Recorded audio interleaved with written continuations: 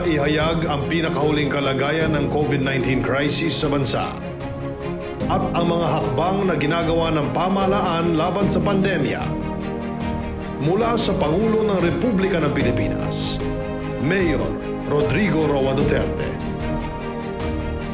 Ito ang Talk to the People on COVID-19.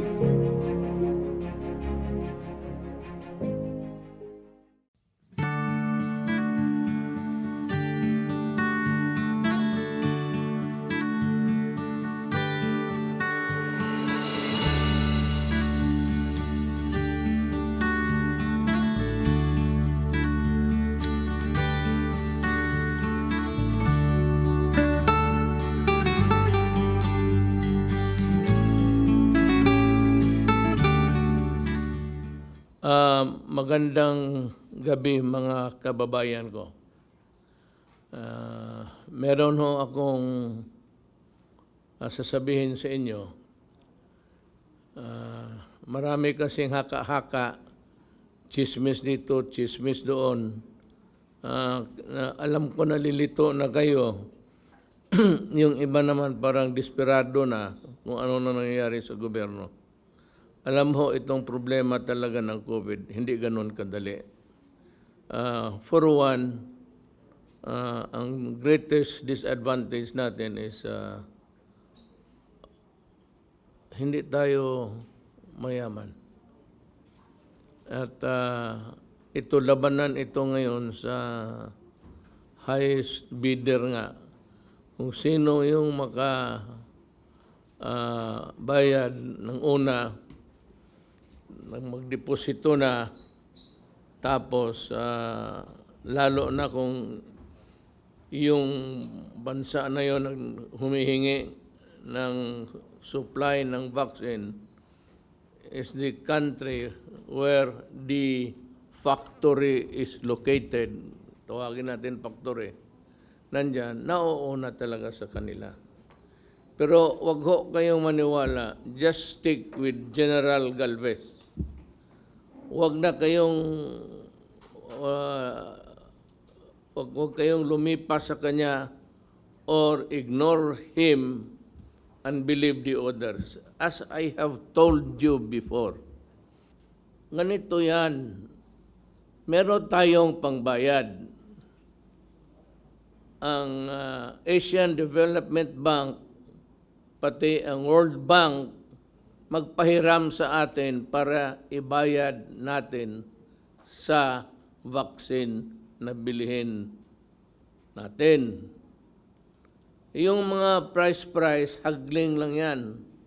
Eventually, yung mag-taper off yan into a uniformity sa prices.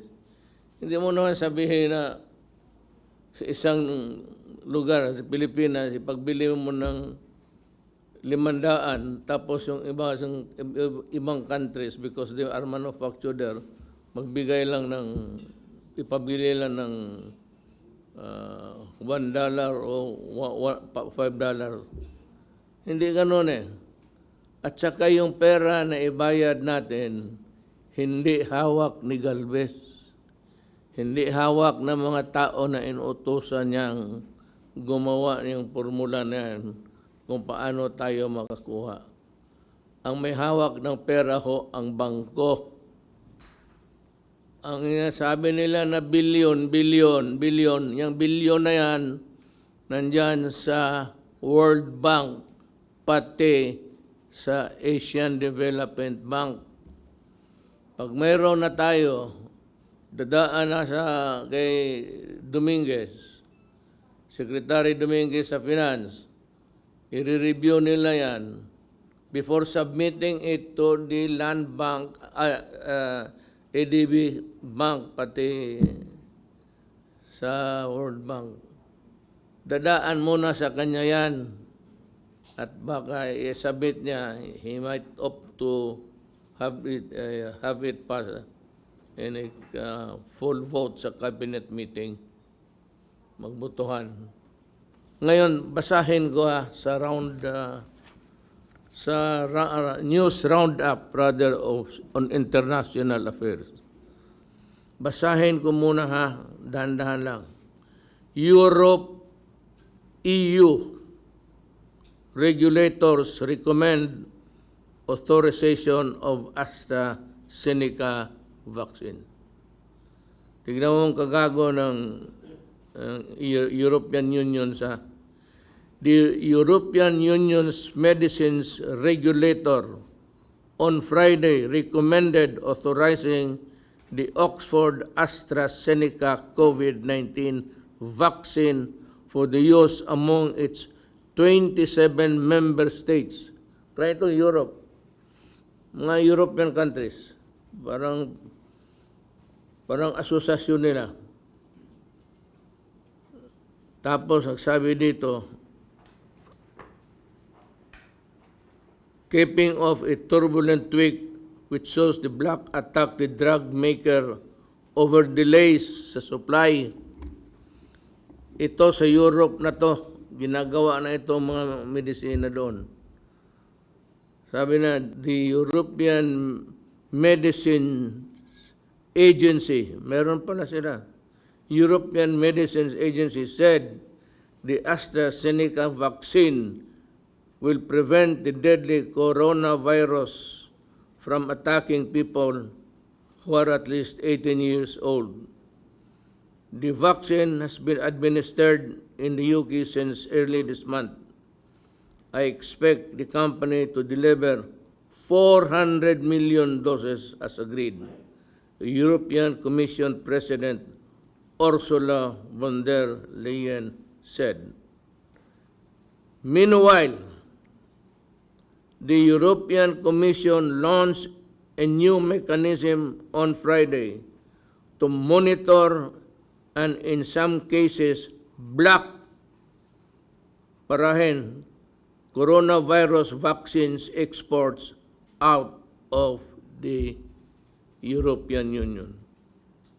The European Union has voiced concerns that vaccines could not be sent abroad, before companies fulfilling obligations in their block. Ganong kadali. Ang atin dito, ASEAN, but we are not really as powerful as the EU. Wala tayong connection, wala tayong pera. May pera tayo pero naka-ready lang, standby.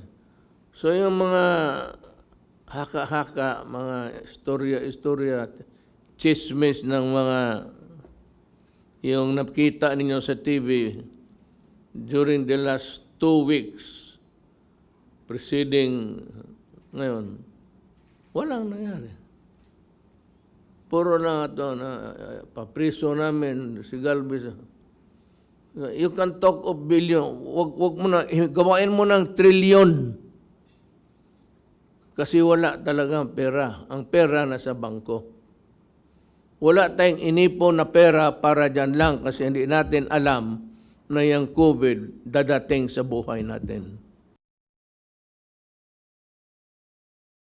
Do you really want to know what's happening in our economy? You talk to Dominguez. Alam mo,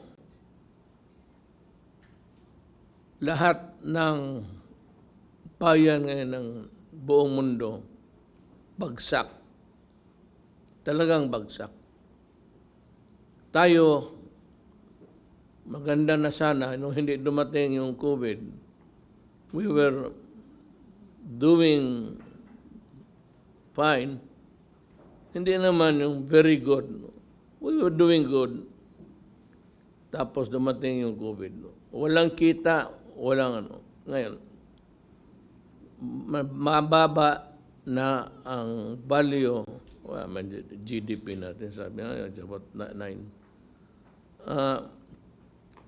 According to the Secretary of Finance, araw-araw, ngayon, hanggang matapos tong COVID, araw-araw, we are losing 2 billion na pera para sana yun sa mga tao. The workers, the Filipino workers would have earned that money kung ang ekonomiya natin gumagalaw. Kaya nga hindi. Yung may social distancing, we cannot also argue with the science people. If they really mean good, so what can we do about it? So yung mga transportation, sabi ko, hindi yung social distancing, nakaka-discourage. So ang transportation business wala. And you know, the world and the economy is run by oil, gas. Kung hindi natin patakbuhin yung mga cargo trucks, mga ano dyan, wala na. So we are sinking deeper and deeper. Pero hindi lang rin tayo. O hindi tayo. Lahat. Pero we are trying our very best to keep us afloat.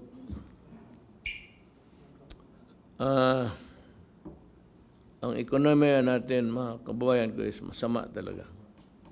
Biro mo naman, ilang taong walang trabaho. The economy of the Philippines is really in bad shape.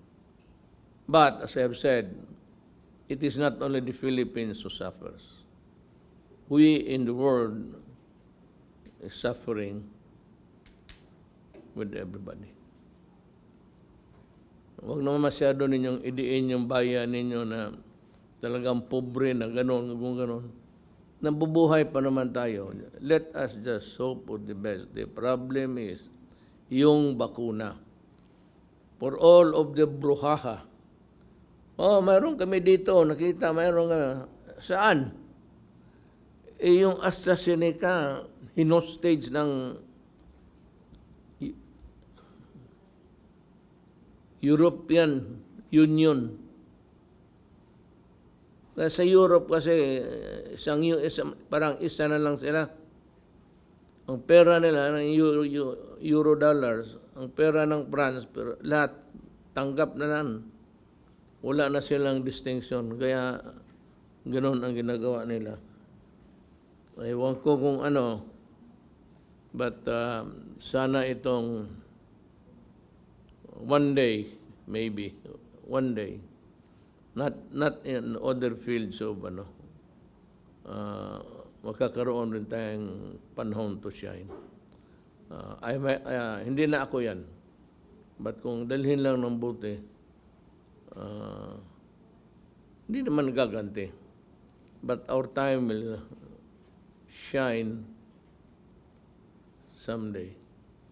Yung ating ASEAN, it is not that powerful to have a clout sa mga ganitong ginagawa ngayon. Wala nga eh. Walang supply. Baski yung mga tao sabi na, meron kaming mabili. Sige, sabi ko, bumili kayo. Tapos idaan lang ninyo dyan sa FDA. Ngayon, kung approve na yan, for sale, bumili kayo. Tignan ninyo kung may stock. Magkano ang bilhin ninyo? 10,000 doses. Hindi nga, isang barangay lang yan. So, we cannot do anything. We cannot call upon the heavens to fall on its knees to demand and be ours what is not to be simply ours. So, just keep your faith in government. Total, si Galvez, yun naman ang trabaho niya. Ako ang trabaho ko, may trabaho. May trabaho kami kaya na. Dominguez takes care of the economy. Si Secretary Duque naman, palagi nilang inaaway, pero tama naman. Pero ganon siguro yung public office secretary. Do not be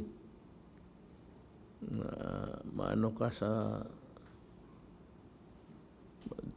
get discouraged from the brickbats thrown against you. Now, sandali dito ha. Let us go to another.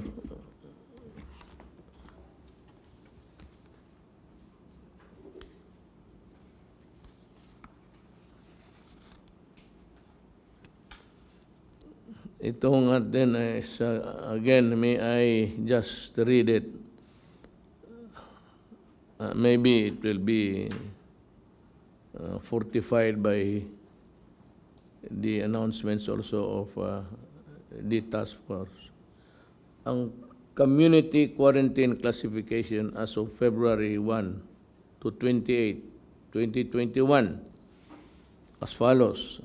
As earlier announced, some areas will remain under the general community quarantine from February 1 to 28, 2021. NCR, Abra, Apayao, Benguet, Baguio, Ifugao, Kalinga, Mountain Province, Batangas, Luzon. Tacloban for Visayas, Davao City, Davao del Norte, Lanao del Sur, and Iligan City for Mindanao. Santiago City, Ormoc City, and all areas placed under the modified general community quarantine. Ito ulitin ko itong Santiago City, Ormoc, and all areas are placed under modified general community quarantine.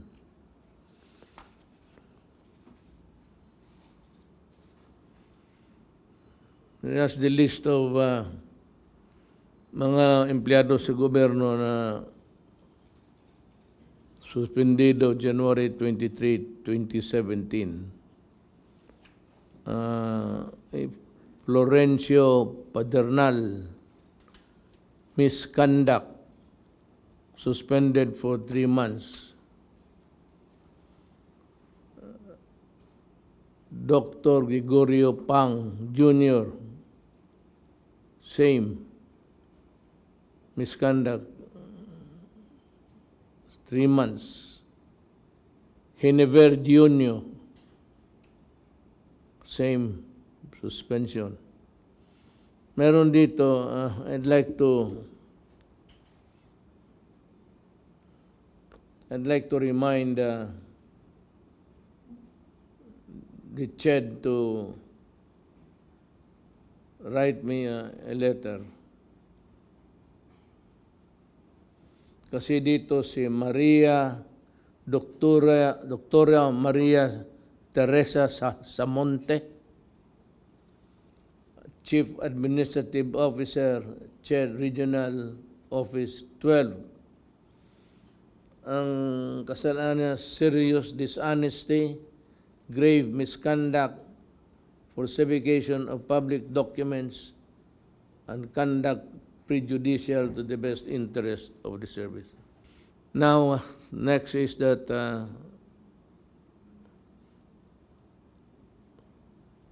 si General Galvez will give us a report on COVID-19 additional. Sir, where are we now, sir, sa ating negotiation sa vaccine?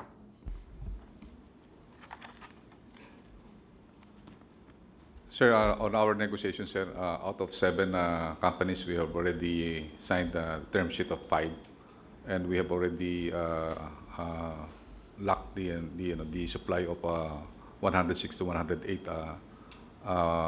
doses, including po yung sa single dose. So all in all, sir, we can by this coming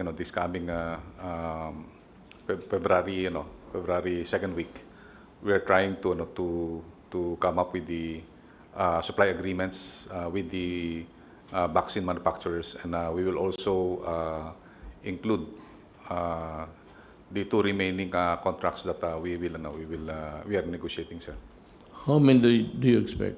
We are expecting up to 146 to 148 doses po, sir. This excluding for the COVAX that we are assured to have more or less 40 million doses po, sir. You know, General, with your permission, I'd like to ask the Secretary of Finance to give us the wherewithals kung paano to, how it is being played. Kasi yung number na we are targeting 70 million, he knows how to play his marbles well. I cannot follow him. So we'll ask him to just say how many Filipinos may be vaccinated, how many will not be vaccinated, and why we need a lesser amount. Sani, Tagalogin mo na lang, San. Thank you, Mr. President. First of all, we are pursuing three approaches to the vaccine procurement. Number one, multilateral approach. Sabi ho nyo, yung World Bank, ADB, Asian Infrastructure Bank, at saka yung COVAX. Yung COVAX po, in-explain ho nyo, is a World Health Organization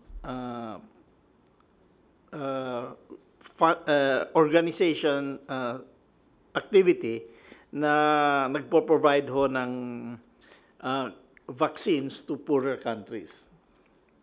That's the first strategy, yung multilateral approach. Yung second ho, yung partnership with the private sector, at saka yung third ho, partnership with the local governments. These approaches are independent, but they are coordinated. Para ho, we will have enough doses to vaccinate 100% of the adult population. Ang multilateral approach ho, yung national government multilateral approach, meron ho tayong funding ng 1.38 billion US dollars. Galing ho yan sa World Bank, Asian Development Bank, Asian Infrastructure Investment Bank. And plus, we have funds for vaccine through the agreements with suppliers or with COVAX. This will fund a total of 106 million doses of vaccines. Ang value ho niyan, 1.2 billion US dollars. And plus, we have 40 million doses of vaccines under COVAX. Ang costos of COVAX is only, ang contribution na natin sa COVAX for 40 million is only $84 million. Itong 146 or 148 million doses will vaccinate 76 million adults, more than 100% of the adult population. Ngayon, yung mga age 1 to 18 years old na hindi pwede i-vaccinate is around 40 million. So, we have to vaccinate around 70 million. However, we have negotiated for 92 million kasi ho, na-experience na nababasa natin sa dyaryo, may mga slippage, mga delay sa delivery. There's delays in Europe, there's delay in the US. So, to be safe, we are negotiating more than what we need of 70 million.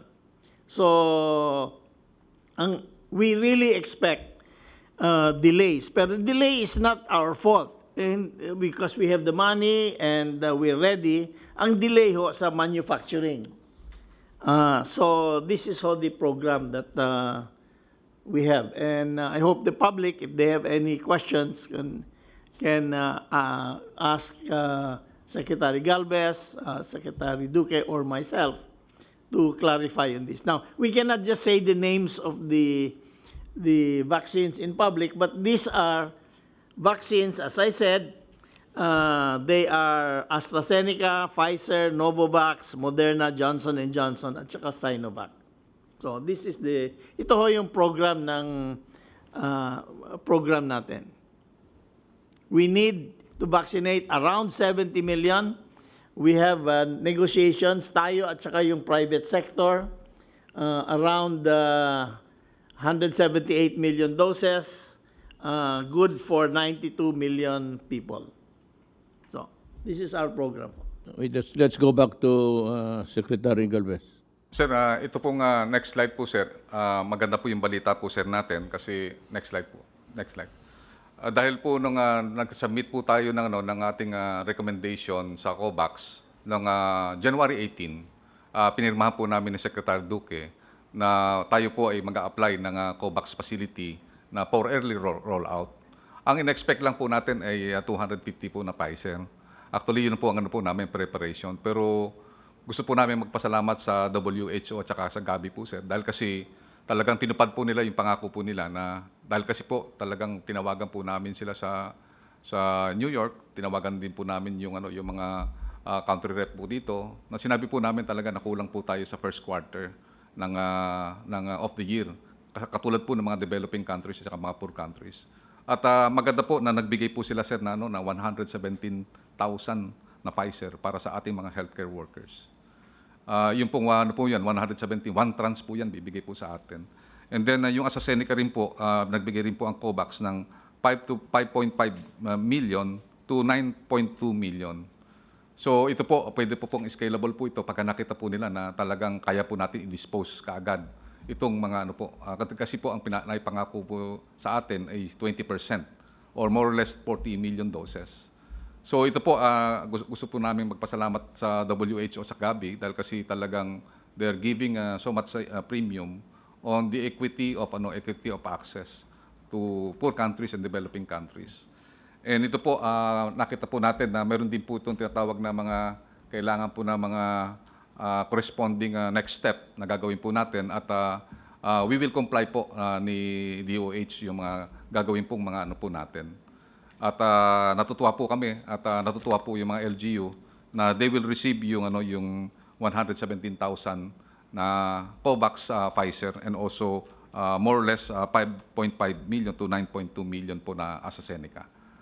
Ang rollout po nito is mid or last week of February.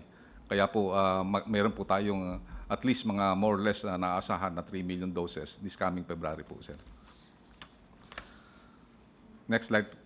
And then ito po na-discuss na po na we have already signed the 5 term sheet and then also lock in more or less 106 to 108 million. And then we are preparing also for definitive supply agreement and then also the finalization of contracts by mid of February. Next slide, sir. Sir, ito po, sir, ang pinopropose po namin na rollout dahil po talaga nagano po si Secretary Dominguez na talaga napakalaki po yung yung naging epekto po ng ng COVID-19. So ang po namin, we are to be flexible also kasi sa Indonesia po ang ginawa po ng ng Indonesia to protect also their economy. Priority po nila yung mga essential workers. So yung po ang titingnan po natin na dito po dun sa ating mini rollout with COVAX, we are recommending po, sir, na we have to protect and preserve yung healthcare service muna, sir. Kasi po yung ating mga healthcare workers, ito po ang pinaka-vulnerable. At saka po ito po ang pagka hindi po natin sila protektahan, sila bang magbabaccinate. Magkukulaps po yung healthcare system po natin. Yun po ang nire-recommend po ng WHO na unahin po natin yung ating mga hospitals and yung mga healthcare workers na gagamitin natin sa vaccination. This also includes, sir, yung tinatawag natin yung mga protection of vulnerable sectors and government frontliners, katulad na po, sir, yung vaccinators at saka yung uniform personnel. Dahil kasi yung uniform personnel po gagamitin po natin yan sa massive vaccination. They should be also included in the in the first batch during the first quarter. And we are recommending sa second quarter, sir, dapat maibigay na natin din kasama rin po sa ating recommendation the protection of priority sectors and institutions. This includes, sir, yung economic frontliners. Yun po ang nire-recommend din po ng mga Metro Manila mayors kasi yun po talaga rin nakita natin, yung sinasabi nyo nga po, yung mga driver sa mga food and industries, sa mga services, yung social services, at the same time yung mga life support services, kailangan maproteksyonan din po natin to. Ito mga mahihirap din po ito eh. Yun po ang inano po ng recommendations ng ating mga communities and mga LGUs. And then yung talagang full rollout po natin, our volumes will be coming on the third and fourth quarter. So we are expecting more or less 30 to 15 million doses per quarter during the third and fourth quarter. Pero yung mga po natin, yung ating pong mga manufacturers na ka-engage, they are willing na magkaroon po ng early rollout at saka early distribution sa quarter 2, kasama po yung tinatawag natin yung Serum Institute of India, which is considered the world pharmaceutical company. We are negotiating na magkaroon po ng second quarter na rollout, especially yung Novavax po at saka yung AstraZeneca. So yun lang po, mahal na Presidente, at thank you very much po. Salamat po. Well, I think we are through with all of the topics that need to be discussed tonight. In their order, it is always the COVID and then the concomitant rocos that it creates in the minds of some people. I hope that this will clear up the fog, the mist in the gray matter between the ears of people floating na yung mabilis nga mag fast to the draw to condemn to start question. Ang hingiin ko lang sana, patapusin mo lang ninyo kami. Total, if there's a liability in one, there will be a liability in all. If there's a anomaly in the start, then verily at the end of the whatever project is undertaken or activity, it's always be there. So kindly refrain from just smelling here and there just to find a worthwhile topic which to the people is very important, lalo na kung corruption. Baga sabi corruption, sabi naman, kasi ang tao, it's bombarded by issues about corruption. It's not only with dito sa atin, sa inyo rin. Wala mang exempted dito sa ano. So nobody's proud of sabihin mo you are an islander, an independent one. You cannot be because we are all part of government. Akin lang is next time is they should ask first, or at least rindahan ninyo yung the urge, to urge, so parang bitawan na kagad yung kabayo na para lang to gain publicity or to appear in public to be pristine. Kaya nga sabi ko, all of you there have been painting Duque black because you want to appear white there. Yan ang, if you want to appear white, then paint your opponent black. And then you are always white. Ganon yan. So mukhang wala naman siguro tayong additional topic unless there is one. Kung meron, we can extend. Kung wala na, may I just ask the people to, I said, the next time, do not be so gullible and basta maniwala na lang kayo, talk about corruption left and right. When it starts with the Big Bang, and it ends with a whimper. Wala nga, sabi ko sa wala napakulong yung mga yan.